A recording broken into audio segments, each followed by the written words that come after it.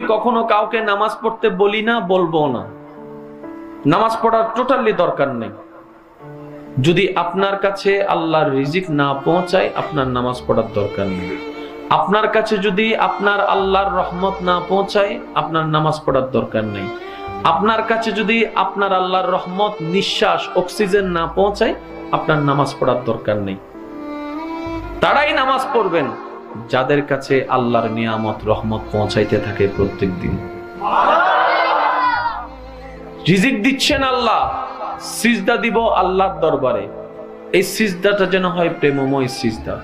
আল্লাহ, রিজিক পাওয়ার যোগ্য আমি নই, তুমি দয়া করে দান করেছো, সেই রিজিক খেয়ে শক্তি সঞ্চারণ করে আজকে তোমার রহমতের দরবারে ভিক্ষুক হয়ে দাঁড়িয়ে গিয়েছি।